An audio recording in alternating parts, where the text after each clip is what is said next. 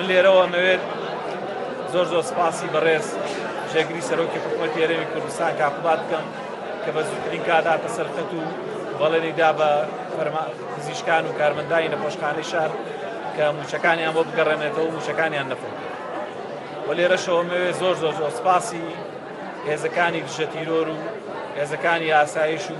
هێزەکانی وەزارەتی ناوخۆ و پۆلیس بکەم بە شێوەیەکی گشتی کە ئازایانە و زۆر خێرا هاتنە سەرخەت و بەبێ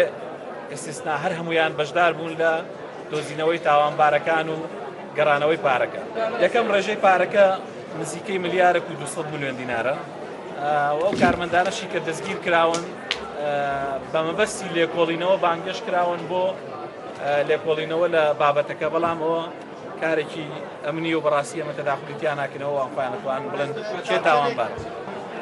ئەو پارەی کە هی نەخۆشخانەی شارە زۆرترین مەبلەغ نییە لە بەڕێوەبەرایەتی تەندروستی، ئێمە مەبلەغی زۆر زیاترمانەیە کە ئیگوازینەوە و عادەتیش بۆ ناو شاری سلێمانیێر ئێمە نا هەموو دام و دەستگاکان بەبێ هێزی ئەمنی و ئاسایش پارەیان گواستوەوە. لەبەرەوەی شاری سلێمانی تا ئێستا شارێکی ئارام بووە و هیچ جۆرێک لەو حاڵەتانە تیا ڕووی نەداوە و بەڕاستی ئەو ناوچەی کە پارەکەی تیا گوازینەوە ناوچەیەکی قەرەباڵغ و ناوچەیەکی ئەمنیە. یعنی ئێمە قەت بیرمان لەوە نەکردوێتەوە کە حاڵەتێکی وا ڕووبا، بەڵام بۆ لەمەولا هەوڵ دەدەین کە هەر کاتێک حاڵەتێکی وا پێویست بوو هێزی ئەمنی لەگەڵ